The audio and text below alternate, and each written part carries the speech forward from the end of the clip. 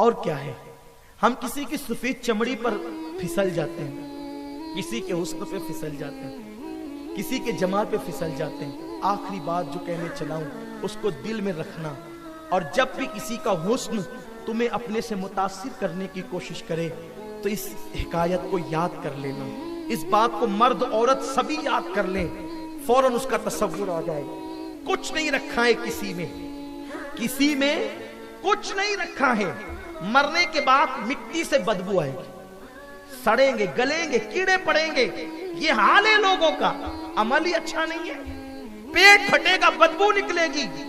असल हुस्न एक ही हुस्न है, वो हुस्न लाजवाल है आमिना के लाल का, जिसे कुरान बद्दुहा कभी कहता है, कभी बल्लैल कहता है। वही हुस्न है, और उसी हुस्न, वही हुस्न हर ऐब से पाक है। वो कमाल हुस्न हुजूर है कि गुमान नक्स जहां नहीं, यही फूल खार से दूर है, यही शम्मा है कि धुआं नहीं। बात जो आखिरी कहने चला था वो ये है, दूर से बहुत अच्छा दिखता है इंसान, लेकिन अंदर गंदगी के सिवा कुछ नहीं है। जब भी कोई हुस्न अपने को बेचैन करे, फौरन सोचो यार अंदर तो बदबू है ना, मुंह में बदबू है, नाक में बदबू है, आंख में बदबू है, कान में बदबू है, सारा तो बदबू का पुलंदा इंसान, क्योंकि अल्लाह ने सड़ी हुई मिट्टी से बनाया इंसान को। हजरत बाबा फरीदुद्दीन गंज शकर रहमतुल्लाह तआला, हमारे सिलसिले चिश्तिया के बहुत बड़े बुजुर्ग हैं, बाबा फरीद मसूद गंज शकर, या फरीद हक फरीद जिनके नाम के नारे लगते हैं, और बहुत अजीम शख्सियत है, बड़ी अजीम हस्ती है, जिनको मेरे गरीब नवाज ने शहबाज का, शाहबाज का है। अल्लाह अकबर, वो शान है हजरत बाबा फरीदुद्दीन गंज शकर रहमतुल्लाह अलैह की। बाबा फरीद रहमतुल्लाह अलैह के घर में एक बहुत खूबसूरत कनीज थी, जिसको आप लोग खूबसूरत मानते हैं। हम लोग तो खूबसूरत उसको मानते हैं जिसके दिल में इश्क मुस्तफा हो। उससे ज्यादा हुस्न कहां होगा, क्योंकि बिलाल इसीलिए तो हिलाल को शर्माता है ना, बिलाल हिलाल को इसीलिए शर्माता है कि बिलाल के पास इश्क मुस्तफा है। अल्लाह अकबर, बल्कि बिलाल तो हुराने बहिश्त के लिए भी रश्क का जरिया है, क्योंकि जो इश्क खुदा ने बिलाल को दिया है वो किसी का और का क्या हिस्सा हो सकता है। बाबा फरीद के यहाँ बहुत खूबसूरत कनीज थी।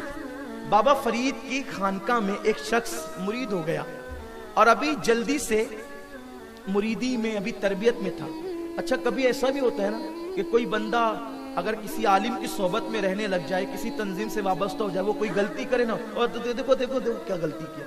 अरे मेरे अजीज, आदमी किसी आलिम की सोबत में रह के फरिश्ता थोड़ी हो जाता है। वो फलां के भाई ने किया, फलां के बेटे ने किया, फलां के भतीजे ने किया। याद रखिए, फलां ने नहीं किया ना। अगर किसी का भाई, बेटा, भतीजा मुरीद करता है तो मुरीद मुरीद है, पीर पीर है, तो मुरीद की गलती से पीर को थोड़ी बदनाम किया जा सकता है। बाबा फरीद ने अपने मुरीद की भी तरबियत ही कर रहे थे दरमियान में, तो एक चीज थी, घर पे भेजना था। बाबा फरीद ने उसको दे दिया, बेटे जाओ घर दे के आओ। ये घर देने गया, रिसीव करने के लिए जो है वो वही खूबसूरत कनीज आई, और वही कनीज आकर के जैसे सामान लेती है तो आंखें चार होती है। वो मुरीद नया नया था, अभी तरबियत मुकम्मल नहीं हुई थी, यानी बाबा फरीद का भी मुकम्मल रंग नहीं चढ़ा था उसमें। वो बहक गया, और सामान देकर खानका में आने की बजाय वो चला गया अपने घर। अब बाबा फरीद के यहाँ वो नहीं आया, अब बाबा फरीद के यहाँ नहीं आया, कई दिन गुजर गए। हमारे बुजुर्गों का तरीका ये था कि जब कोई नहीं आता तो उसके बारे में पूछते। तो बाबा फरीद ने पूछा, अरे वो फलाना नहीं आता, वो जो नया नया मुरीद हुआ था? आओ बाबा साहेब, असल में बात ये है कि वो आपकी कनीज से इश्क करने लग गया।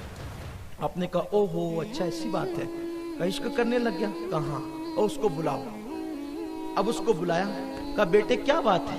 देखो अल्लाह वाले कैसी इस्लाह करते हैं, किसी की पगड़ी वो नहीं उछालते, अल्लाह वाले किसी की आबरू से नहीं खेलते।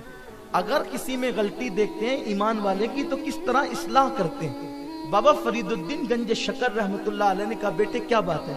उसने सही से कह दिया, बाबा साहब वो आपकी कनीज बहुत खूबसूरत है, दिल में उतर गई। बेटे कोई बात नहीं, मैं बुलवाता हूँ उसको। कहा यही है? हाँ हाँ यही है यही है। आपने फरमाया नाजायज मोहब्बत है ना, उसको जायज में तब्दील कर देते हैं, इसके साथ तेरी शादी कर दें, ठीक है, इसके साथ तेरा निकाह कर देंगे, शादी कर देंगे, तो फिर तो इसको लेके चलिए जाना। यहाँ ये बात भी है, ये जो बच्चियां कभी इनके कदम फिसलते हैं ना, क्यों फिसलते हैं?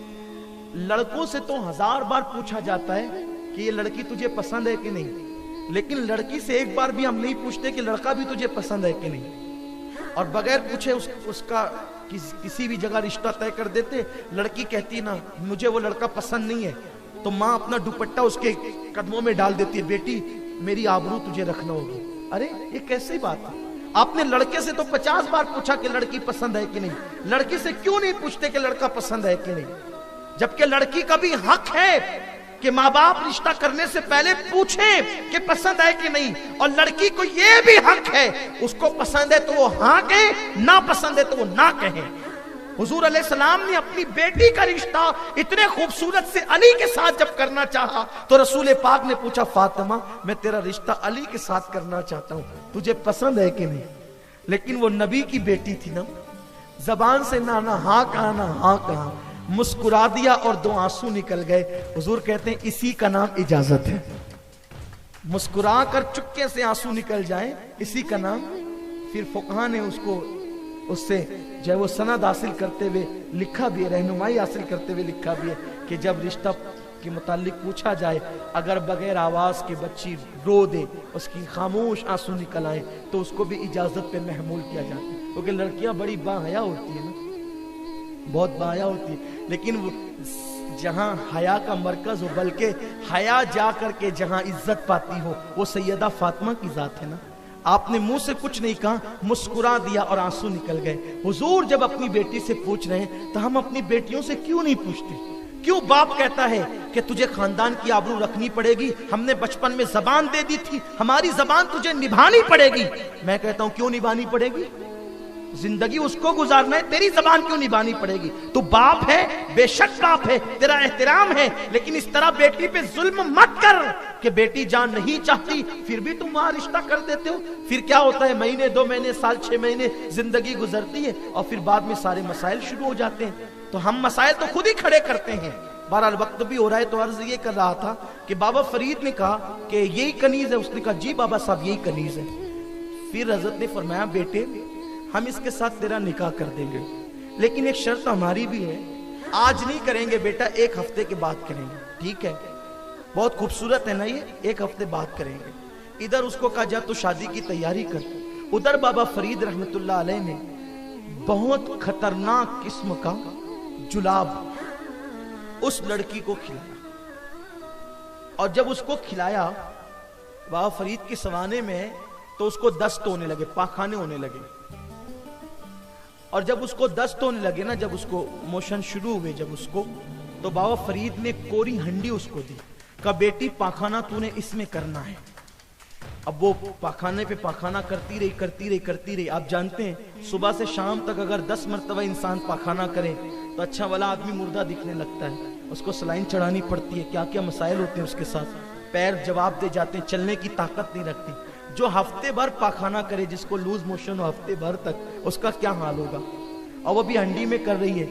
अब हफ्ते भर में वो हो गई बिल्कुल मुर्दा सी। जब निकाह की तैयारी करके ये साहब आए, तो बाबा फरीद ने फरमाया बेटे निकाह के लिए आओ। जी बाबा साहब अब जो वो हिजर सहा नहीं जाता, अब जुदाई सही नहीं जाती, निकाह कर दे ताकि वस्ल की लज्जत मिल जाए। बाबा फरीद ने फरमाया बुला उस कनीज को।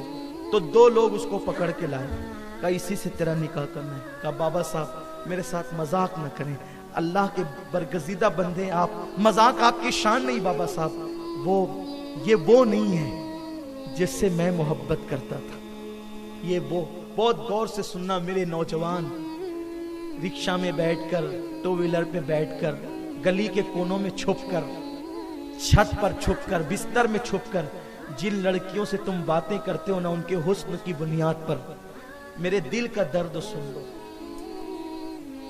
हकीकतें हाल सुन लो। जिस हुस्न पर तुम फरेबता हो, पैसे खर्च कर रहे हो, तालीम को दाव पे लगा रहे हो, दौलत को दाव पे लगा रहे हो, इज्जत को दाव पे लगा रहे हो, और मेरी कौम की बेटियों जो तुम बिस्तरों में छुप करके जिन लड़कों के हुस्न और खूबसूरती की बुनियाद पर उनसे बातें कर रही हो ना, जरा तुम भी सुन लो गौर से। जिसको तुमने हुस्न समझा वो हकीकत में क्या है।